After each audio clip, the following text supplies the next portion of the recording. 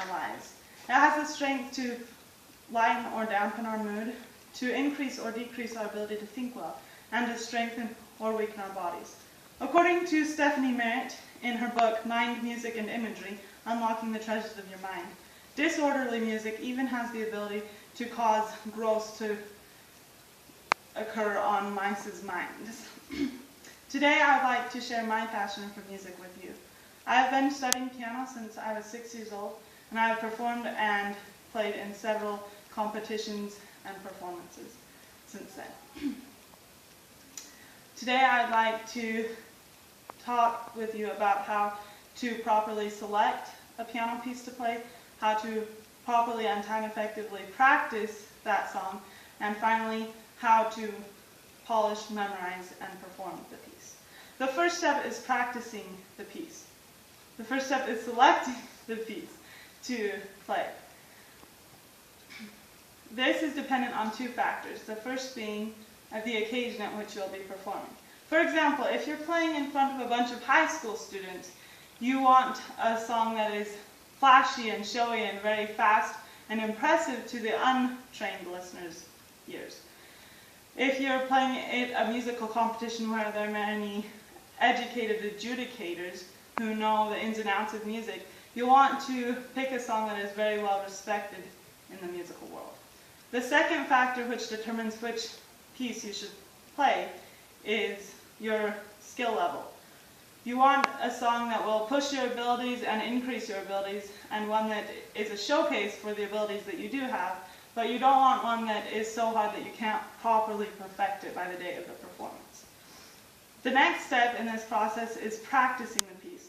Many people practice pieces by playing through them many, many times from beginning to end.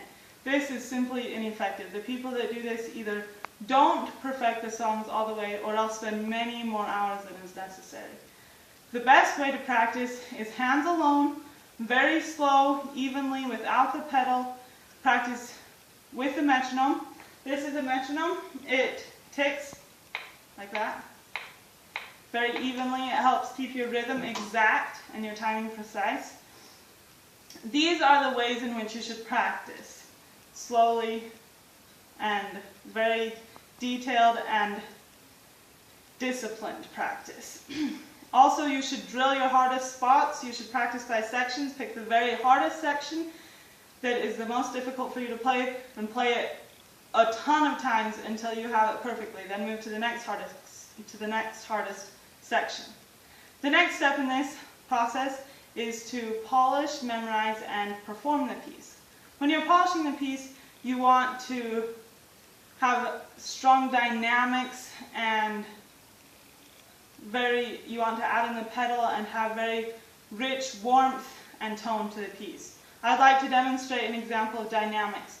Dynamics is the volume of your music, the quietness and loudness. So this piece of Rocherol's Rhapsody will demonstrate dynamics.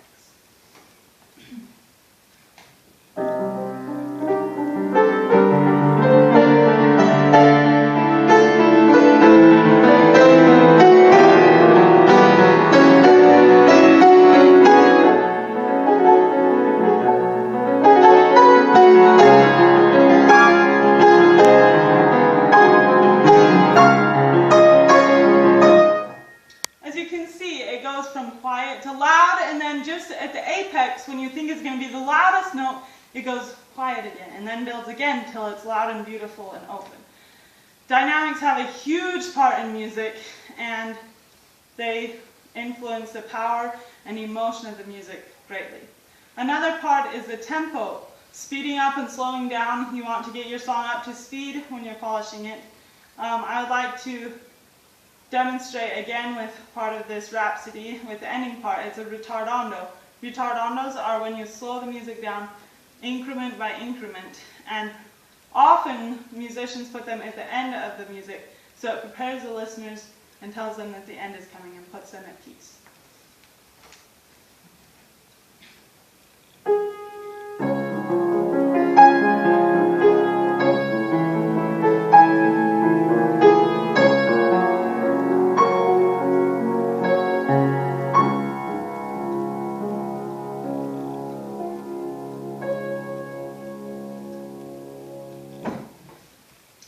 music like that, that is slow and beautiful in that way, you want the listeners to just be able to fall asleep when you're done. Okay, the next step is to memorize the piece. You want to memorize it in the same manner that you practiced it. Section by section, hands alone, as well as hands together, but also hands alone. That way it ensures that you have the song memorized not only in your fingers, but also in your mind. So that when you step on the stage to perform, there's no doubt in your mind that you're going to be able to make it through the whole song without any memory lapses or any issues with memory. The next step in the process is to perform the song.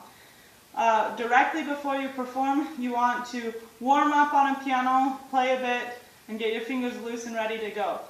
You don't want to play so much that it fatigues your arms though, or that will be detrimental to you. Okay, now that we've discussed how to select the music, how to properly practice and time effectively practice the music, and how to polish, memorize, and perform the music.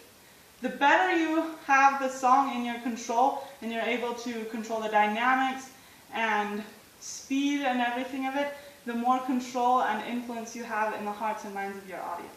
Thank you.